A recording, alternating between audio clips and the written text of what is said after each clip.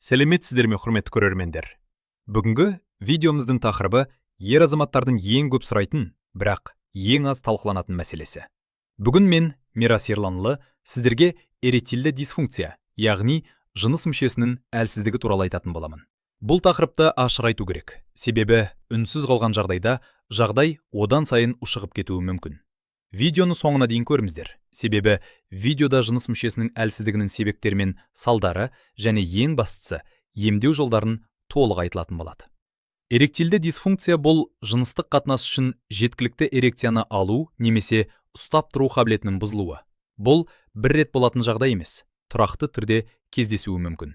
Көпшілік мұны тек қарт адамдардың ауруы деп ойлайды, бірақ олай емес. Қазіргі таңда 20-30 жастағы жас жігіттерде де бұл мәселе жиі кездеседі. Стресс, телефон, ұйқысыздық, дұрыс тамақтанбау бәрі де жыныс мүшесінің әлсіздігіне алып келеді. Жыныс мүшесінің әлсіздігінің пайда болу себептерін екі үлкен топқа бөлуге болады. Бірінші себебі бұл гормоналдық бұзылулар. Тестостерон деңгейінің төмендеуі немесе серотонин балансының бұзылуы. Гормон ер денесінің негізгі жанармайы. Ол азайса, бәрі бірден сезіледі. Екінші себептің қатары кең. Психологиялық факторлар қатарындағы стресс, депрессия, өзіне сенімсіздік, шаршау. Басыңыз ойда болса, дене қосылмайды. Бұл өте кең тараған себептің бірі. Одан кейін созылмалы аурулар әсер етеді. Мысалы, қант диабеті, простатит, семіздік. Бұл аурулар жүйкелер мен тамырларға тікелей зақым береді. Қан айналымының бұзылысы, жүрек қан тамырлары нашарласа, жыныс мүшесіне қан жетіспейді. Эрекция бұл ең алдымен қан тамырының жұмысы. Жыныстық жолмен берілетін инфекциялардың асқынуы жыныстық әлсіздік мәселесіне әкеледі. Жыныс мүшесінің әлсіздігін елемеу үлкен қателік. Себебі ары қарай асқынып кетсе, пайда болатын аурулар саны өте көп. Мысалға, импотенция, толық жыныстық қабілеттен айырылу. Бедеулік, отбасында бала болмауы. Репродуктивті функция бұзылады, спермалардың сапасы мен саны азаяды.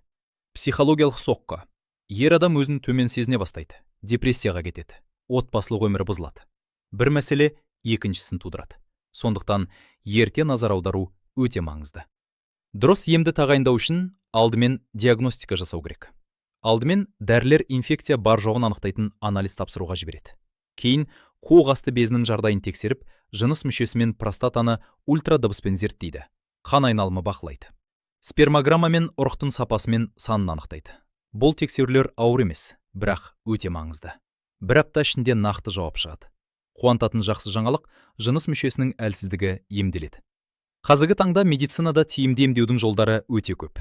Медикаментозды ем, фосфодиэстераза ингибиторлары тобындағы препараттар.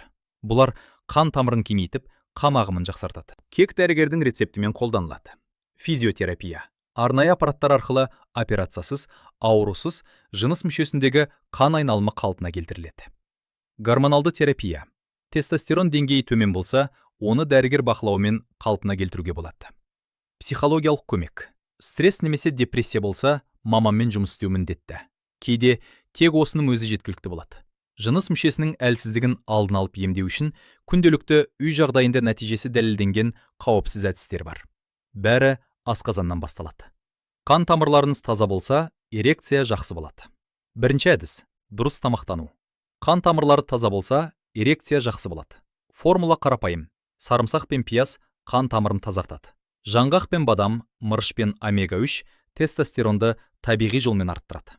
Лосось, скумбрия қан тамырларын икемділікте ұстайды. Жұмыртқа тестостерон өндірісіне қажет. Қызанақ пен қарбыз простата денсаулығы үшін өте пайдалы. Қара шоколад қан тамырларын кеңейтеді. Ал фастфуд тамырларды бітейді. Алкоголь тестостеронды тікелей 20-30%-ға төмендетеді. Қант пен ағын инсулинді бұзады. Ол тестостеронға тікелей әсер етеді. Екінші әдіс – кегел жаттығуы. Зәрді тоқтататын бұлшықетті тастық, кавернозды бұлшықет деп атайды. Осы бұлшықетті нығайту эрекцияны тікелей жақсартады. Күнделікті 3 секунд қысып, 3 секунд босаңсытасыз. Күнде 3 реттен 10 рет қайталау қажет. 4 аптадан кейін айырмашылықты сезесіз. Үшінші әдіс – қозғалыс. Зерттеулер дәлелдеді. Тұрақты жаттығу кейде препараттармен бәсекелесе алады. Жүгіру, жүзу, велосипед, жүрек пен тамырларды нығайтады. Жамбас аймағына қан айналымы артады. Үлкен бұлшықет топтарын жұмысқа қосады. Гормон деңгейі өседі. Төртінші әдіс. Ұйқы. Тестостерон терең ұйқы фазасында өндіріледі. Бұл ғылыми факт. Аз ұйықтасаңыз, гормон деңгейіңіз төмен болады. Ұйықтар алдында 1 сағат телефонды қойыңыз. Экран жарығы мелатонинді бұзады. Бесінші әдіс. Табиғи қоспалар. Мырыш. Тестостерон үшін ең маңызды минерал. Магний. Стресс азайтады, ұйқыны жақсартады. Д витамині. Жетіспесе, тестостерон төмен болады. Ашваганда. Кортизолды азайтады, тестостеронды арттырады. Женшен. Қан айналымын жақсартады.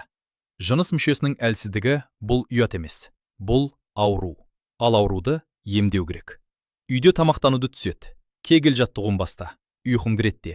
Стрессті басқар. Зиянды әдеттерден бас тарт. Бұл 5 қадам ең қуатты табиғи ем. Бірақ, мәселе 2-3 аптадан артық созылса, міндетті түрде уролог-андрологқа барыңыз. Алғашқы белгілер байқалғанда кешіктірмей уролог-андрологқа барыңыз. Ерте анықталса, ем де оңай, нәтиже де жылдам болады. Егер бұл видео пайдалы болды деп есептесеңіз, лайк басыңыз, каналға жазылыңыз. Денсаулықтарыңыз мықты болсын. Сау болыңыздар.